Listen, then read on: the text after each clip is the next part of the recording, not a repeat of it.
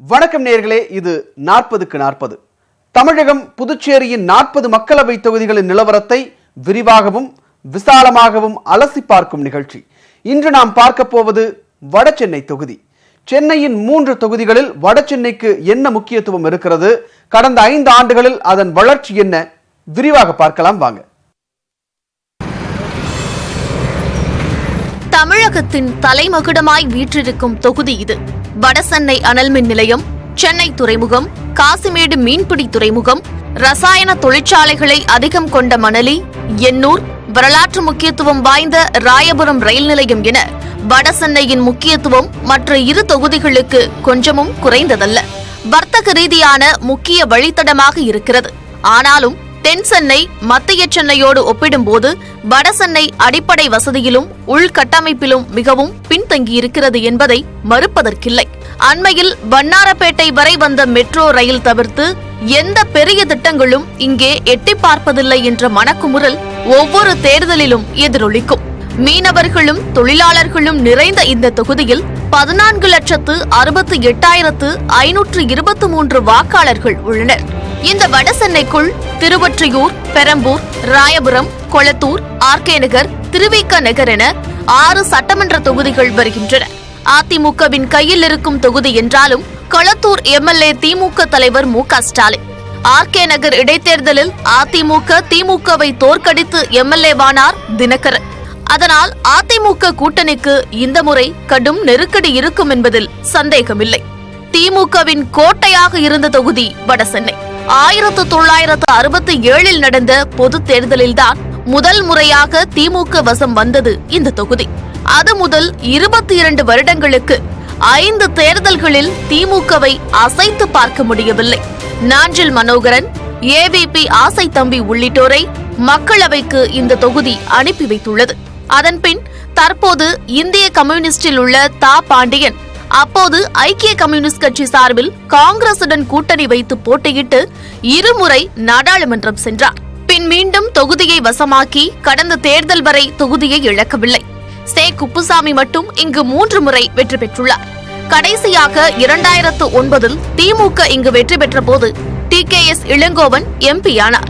கடந்த 2014 ஆண்டு நடைபெற்ற நாடாளுமன்ற தேர்தலில் வடசென்னையில் திமுக சார்பில் கிரிராஜன் களமிறக்கப்பட்டார். அவரை எதிர்த்து அதிமுக சார்பில் DG வெங்கடேஷ் பாபு நிறுத்தப்பட்டார். தேமுதிக சார்பில் M சவுந்தரபாண்டியனும், காங்கிரஸ் சார்பில் பிஜு சாக்கோவும், மார்க்சிஸ்ட் கம்யூனிஸ்ட் சார்பில் வாசுகியும் நிறுத்தப்பட்டாலும் இருமுனை போட்டியாகவே தேர்தல் இருந்தது.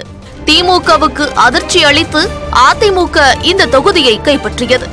அதிமுக வேட்பாளர் வெங்கடேஷ் பாபு 99,704 வாக்குகள் வித்தியாசத்தில் கிரிராஜனை தோற்கடித்தார். முதல் முறையாக அதிமுக வசமானது வடசென்னை. தேமுதிக வேட்பாளர் சவுந்தரபாண்டியன் 3ஆம் இடம் பெற்றார். வடசென்னை தொகுதியில் எதுவெல்லாம் வரம் என்று நினைக்கப்பட்டதோ அதுவே மக்களின் வாழ்வாதாரத்திற்கான சாபமாகி போனதுதான் வேதனையானது. வடலூர் அனல் மின் நிலையமும் ரசாயன தொழிற்சாலைகளும் சேர்ந்து கொசஸ்தலை என்ற ஆற்றையே கபளீகரம் செய்துவிட்டன. மற்றொரு புறம் கொடுங்கையூரில் உள்ள மாபெரும் குப்பை கிடங்கால் வடசென்னை வாசிகளின் ஆரோக்கியம் சொல்லிக் கொள்ளும்படியாக இல்லை.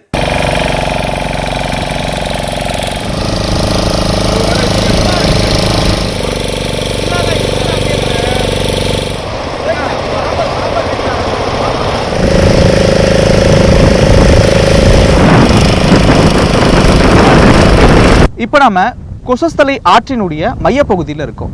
படகு மூலியமா இந்த கொசஸ்தலை ஆற்றில் ஒரு சிறிய பயணம் மேற்கொண்ட போது சென்னையில் இருக்கக்கூடிய மொத்த நகரத்தின் கழிவு மொத்தமே இந்த கொசஸ்தலை ஆற்றில் கலக்கக்கூடிய ஒரு காட்சிகளை நம்மளால பார்க்க முடிஞ்சது. அதே போல இந்த ஆற்றை சுற்றி இருக்கக்கூடிய தொழிற்சாலை கழிவுகளும் நேரடியா இந்த ஆற்றுல வந்து கிடக்குது. இதனால இந்த கொசஸ்தலை ஆறு கடுமையா பாதிக்கப்பட்டிருக்கு. இங்க இருக்கக்கூடிய காட்டுக்குப்பம், நெட்டுக்குப்பம், தாளக்குப்பம், முகத்வார குப்பம், எண்ணூர் குப்பம், சிவன்படை வீதி குப்பம், இப்படி 6 குப்பங்களை சார்ந்த 10,000க்கும் அதிகமான மக்கள் இந்த பகுதியில் வாழ்ந்துட்டு வராங்க. இவங்களுடைய பிரதான தொழில் என்ன அப்படின்னு பார்க்கும்போது மீன்பிடி தொழில் தான் பிரதான தொழிலா இருக்கு. தொடர்ந்து மொத்த கழிவு நீரும் இந்த கொசஸ்தலை ஆற்றில் கலக்கிறதுனால அவங்களுடைய வாழ்வாதாரம் கேள்விக்குறியா இருக்கு. ஆறில்லாத ஊருக்கு அழகு பாழ் என்பார்கள்.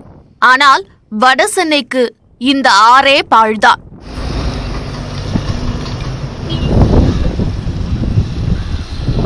அனல்மின் நிலையத்திலிருந்து சுட சுட வெளியேறும் நீர், சாம்பல் கழிவு, வடசென்னை, மத்திய சென்னையின் கழிவு நீர் இவையெல்லாம் சங்கமிக்கும் இடமாகி போனது இந்த கொசஸ்தலை ஆறு.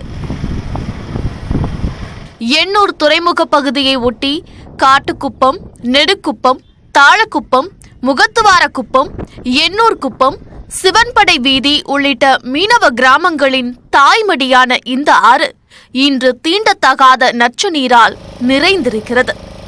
மீனுக்கு ஃபர்ஸ்ட் வாங்க மாட்டிருக்காங்க, விலை வந்துல்ல. ஒரு பக்கம் பார்த்தா ஃபர்ஸ்ட் மீன் உற்பத்தி ஆகுது கிடையாது. அதான் இப்போ அங்கே 1 கிலோமீட்டரில் மீன் பிடிக்கிறது, இப்போ 20 கிலோமீட்டர் தள்ளி மீன் பிடிக்கிறோம். ஏன்னா 1 கிலோமீட்டர் ஃபுல்லாக இந்த நாட்டு தண்ணி இருக்குது, அந்த கழுநீர் தண்ணி வருதுல்ல, அது ஃபுல்லாக இங்கே இருந்தாலும் மீன் நீங்கள் பார்க்குறீங்களா, அதனால வந்து நாங்கள் 20 கிலோமீட்டர் தள்ளி தான் போய் மீன் பிடிக்கிறோம். தங்களுக்கு வாழ்வளித்த ஆறு தங்கள் கண்முன்னே அழிந்து போகும் கொடூரத்தை மீனவ கிராம மக்கள் வேதனையோடு பார்த்து வருகின்றனர். அதாவது சென்னையில் உள்ள போர் துறைமுகம் என்பது பொல்யூஷன் ஃப்ரீ அப்படின்ற மாதிரி ஆக்கின பிறகு எல்லா பொல்யூட்டட் இதுவும் இங்கே தான் வர மாதிரி ஏற்பாடு. அது வந்து நிலக்கரியாக இருக்கலாம், அல்லது கெமிக்கலாக இருக்கலாம், எல்லாமே இன்றைக்கு காமராஜ் போர்ட்டுன்ற மாதிரி இன்றைக்கு வந்து இருக்கிற சூழல் வரும்போது அவங்களுக்கு என்ன தேவைன்றது நாங்கள் முதல்ல உணரலன்றதான் நம்ம சொல்ல முடியும். கொடுங்கையூர் குப்பை கிடங்கு இந்த பகுதி மக்களின் ஆரோக்கியத்திற்கு மற்றொரு அச்சுறுத்தல். இங்கிருந்து வெளியேறும் மாசடைந்த காற்றால் பல்லாயிரக்கணக்கான மக்கள் காய்ச்சல், மூச்சு திணறல் என பல உபாதைகளுக்கு இன்றும் ஆளாகின்றனர். ஒவ்வொரு தேர்தலின் போதும் இந்த குப்பை கிடங்கு மீஞ்சூருக்கு மாற்றப்படும் என சொல்லப்பட்டாலும் அதற்கான எந்த நடவடிக்கையும் எடுக்கப்படவில்லை என்று குற்றம் சாட்டுகின்றனர் அப்பகுதி மக்கள். இதை சுற்றி பார்த்தீங்கன்னா ஒரு காலத்தில் வந்து இங்கே எல்லாமே விவசாய நிலங்களாக, நீங்கள் வந்து ஒரு 100 வருஷத்துக்கு 50 வருஷத்துக்கு முன்னாடி விவசாய நிலங்களாக இருக்கும்போது இந்த இடத்துல கொண்டு வந்து அந்த நகருக்கு ஒதுக்குப்புறம்னு சொல்லி வச்சாங்க. இன்றைக்கி என்னன்னா இதை ஒட்டி இருக்கக்கூடிய எல்லா ஏரியாக்களுமே உங்களுக்கு வந்து குடியிருப்பு பகுதிகளாக மாறி உங்களுக்கு வந்து டெவலப் ஆன பிறகு என்னன்னா இது வந்து மிகப்பெரிய அளவுக்கு ஒரு அச்சத்தை உருவாக்கக்கூடிய, நோயை உருவாக்கக்கூடிய ஒரு ஏற்பாடாக தான் இது இருக்குது. இப்போ நீங்கள் இங்கேருந்து பார்த்தீங்கன்னா நேதாஜி நகர் சுற்று வட்டாரத்தில் இல்லை இந்த பக்கங்கிற எம்ஆர் நகர் பக்கத்தில் இருக்கக்கூடிய பெண்கள், குறிப்பாக ஆண்களோட அதிகமாக பெண்கள் காசநோயால் பாதிக்கப்பட்டிருக்காங்க. ஆட்சிகள் மாறினாலும், எம்பிக்கள் மாறினாலும் கொசஸ்தலை ஆற்றின் சீர்கெட்ட நிலையும் கொடுங்கையூர் குப்பை கிடங்கும் மாறாதது இந்த தொகுதியில் யாருக்கு வாக்கு என்பதை தீர்மானிப்பதில் முக்கியமாகிறது. கழிவுநீர் கலந்து புழுவோடு வரும் நீரை பயன்படுத்த வேண்டிய நிலையில் மக்கள் உள்ள தொகுதி எந்த தொகுதி என்றால் கண்ணை மூடிக்கொண்டு வடசென்னை என்று சொல்லிவிடலாம். அந்த தொகுதியில் பிரச்சனைகளை பட்டியலிட தொடங்கினால் அது நீண்டு கொண்டே போகும். தொகுதி முழுவதும் பயணித்து நமது செய்தியாளர் காயத்ரி பதிவு செய்துள்ள பிரச்சனைகளை தற்போது பார்க்கலாம். தேர்தல் காலங்களில் பேசப்படும் தங்கள் தொகுதி பிரச்சனைகள் பெரும்பாலும் தீர்க்கப்படவில்லை என வேதனையோடு தெரிவிக்கின்றனர் வடசென்னை தொகுதி மக்கள். சென்னையின் பல்வேறு முக்கிய அடையாளங்களை கொண்ட இந்த தொகுதியில் தீர்க்கப்படாத பிரச்சனைகள் ஏராளமாய் உள்ளன. வடசென்னையின் ஆர்கே நகர், ராயபுரம், திருவொற்றியூர் சட்டமன்ற தொகுதிகளில் குடிநீர், சாலை வசதிகள் இன்றளவும் கைக்கெட்டியும் வாய்க்கு எட்டாத நிலையில் உள்ளவைதான்.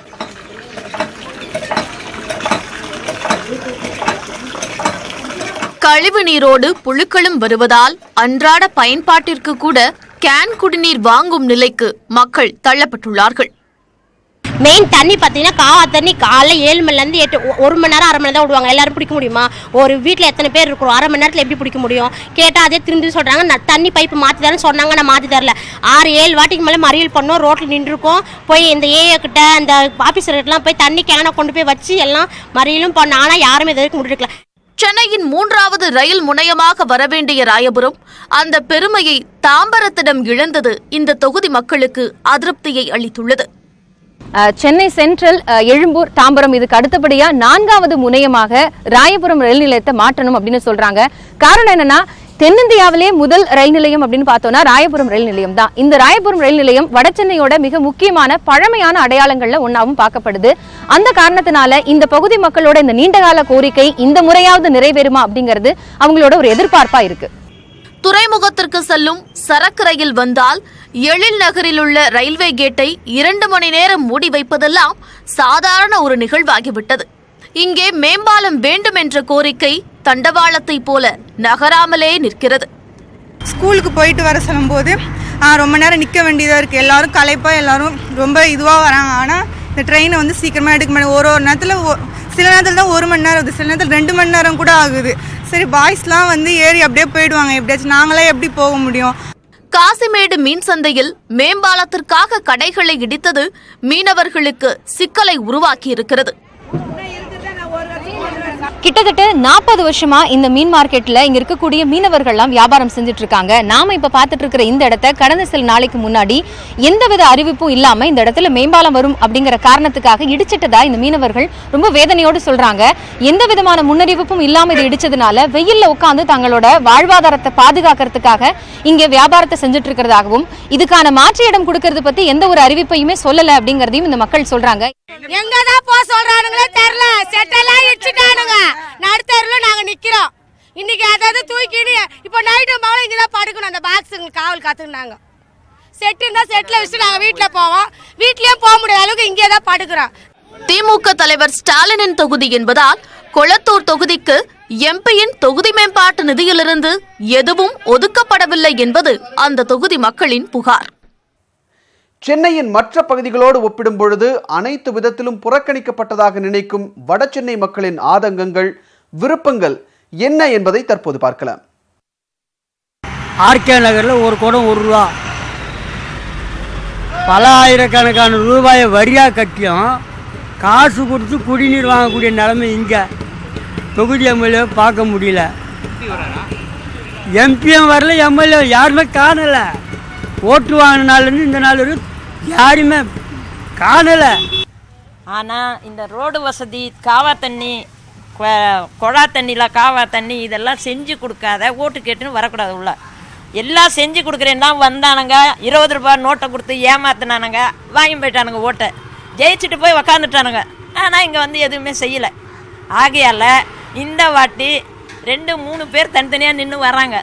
இந்த 2 பேருக்கு சுத்தமாக ஓட்டு போடக்கூடாது. தண்ணி பிரச்சனை ரொம்ப இருக்குது மேடம். அது வந்துட்டு ரோட்டில் யாருமே கிளீன் பண்ணுறது இல்லை.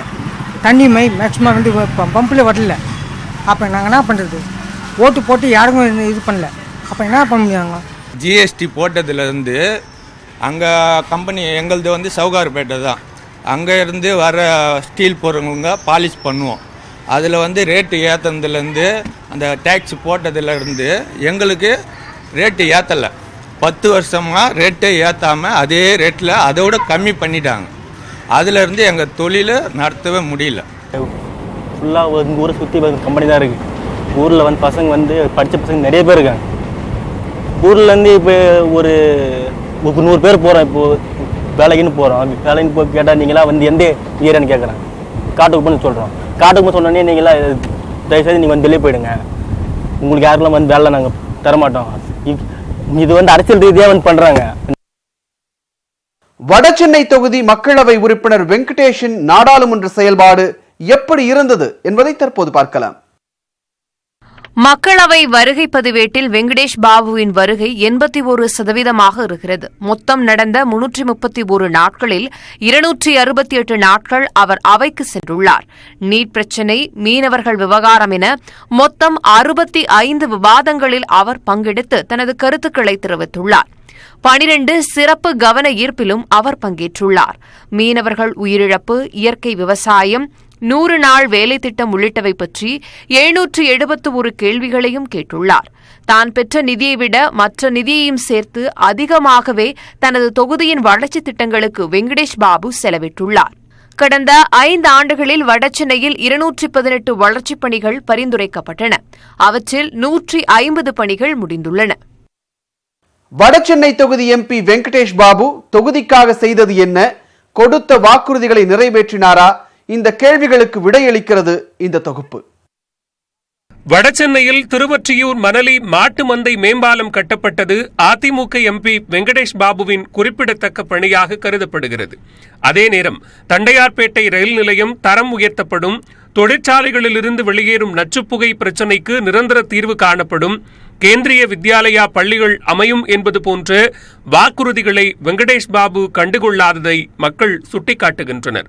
மு.க.ஸ்டாலின் எம்எல்ஏவாக உள்ள கொளத்தூர் தொகுதிக்கு நிதி ஒதுக்கவில்லை என்பதை ஒப்புக்கொள்ளும் வெங்கடேஷ் பாபு அவரது தொகுதியிலிருந்து ரயில்வே மேம்பால கோரிக்கை மட்டுமே வந்ததாகவும் அந்த பணிகள் 3 மாதத்தில் முடியும் என்றும் கூறுகிறார்.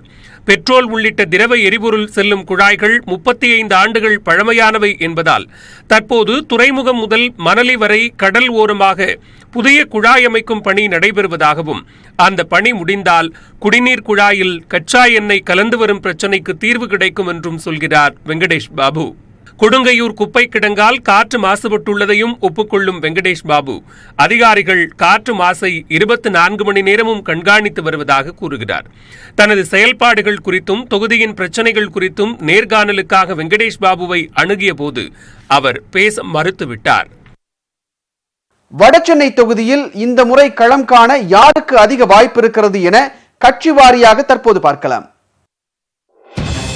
திமுக கூட்டணியை பொறுத்தவரையில் அந்த கட்சியே இந்த முறையும் போட்டியிடும் என்று எதிர்பார்க்கப்படுகிறது. கடந்த முறை போட்டியிட்டு 99,000 வாக்குகள் வித்தியாசத்தில் வெற்றி வாய்ப்பை இழந்த கிரிராஜன் இந்த முறையும் போட்டியிட விருப்பு மனு தாக்கல் செய்துள்ளார். திமுக சட்டப்பிரிவு செயலாளராக உள்ள கிரிராஜன் சென்னை மாநகராட்சி கவுன்சிலராக இருந்தவர். கடந்த தேர்தலில் முதல் முறையாக மக்களவைக்கு போட்டியிட்டவர் கிரிராஜன். ஸ்டாலினின் கொளத்தூர் தொகுதியை சேர்ந்தவர். இவர் தவிர திமுகவின் முன்னாள் பொருளாளரும் முன்னாள் அமைச்சருமான ஆற்காடு வீராசாமியின் மகன் கலாநிதியும் இந்த தொகுதியில் களம் காண முனைப்பு காட்டி வருகிறார். திமுகவின் மாநில மருத்துவர் அணி இணை செயலாளராக தற்போது செயல்பட்டு வருகிறார் கலாநிதி. வடசென்னையில் திமுக வேட்பாளராக போவது கிரிராஜனா கலாநிதியா என்ற எதிர்பார்ப்பு அந்த கட்சியினரிடையே உள்ளது. அதிமுக கூட்டணியில் வடசென்னையை தேமுதிக கேட்டிருப்பதாக கூறப்படுகிறது. ஒருவேளை வடசென்னை தேமுதிகவுக்கு சென்றால் அதன் வேட்பாளர் பந்தயத்தில் மதிவாணன் முன்னால் நிற்கிறார். ஆர்கே நகரில் அமமுக துணை பொதுச் செயலாளர் டிடிவி தினகரனை எதிர்த்து போட்டியிட்டவர் என்ற அடையாளம் மதிவாணனுக்கு உண்டு. தேமுதிக வடசென்னை மாவட்ட செயலாளராகவும் இருப்பது மதிவாணனுக்கான வாய்ப்பை பிரகாசப்படுத்துகிறது. அவரோடு களம் காண போட்டியில் இருப்பவர் இளங்கோ, சேலம் மாவட்ட தேமுதிக செயலாளர். தேமுதிக போட்டியிடும் 4 தொகுதிகளில் ஏதேனும் ஒன்றில் போட்டியிட இளங்கோ விரும்புவதால் அது வடசென்னையாகவும் இருக்கக்கூடும் என்ற எதிர்பார்ப்பும் உள்ளது. அமமுகவை பொறுத்தவரையில் அந்த கட்சியின் வடசென்னை தெற்கு மாவட்ட செயலாளர் சந்தான கிருஷ்ணனுக்கு வாய்ப்பு கிடைக்கும் என்று கருதப்படுகிறது. திருவிக நகர் பகுதியை சேர்ந்த இவர் 72வது வார்டு கவுன்சிலராகவும் இருந்துள்ளார். அவரோடு போட்டியில் இருப்பவர் அமமுகவின் வர்த்தக அணி செயலாளர் சவுந்தர பாண்டியன். தேமுதிக சார்பில் இதே தொகுதியில் கடந்த முறை போட்டியிட்ட அனுபவம் இவருக்கு உள்ளது.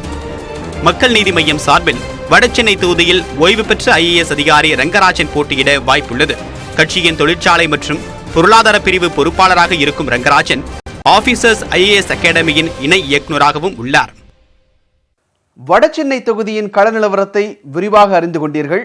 நாளைய 40க்கு 40 நிகழ்ச்சியில் மத்திய சென்னை தொகுதி பற்றி பார்க்கலாம்.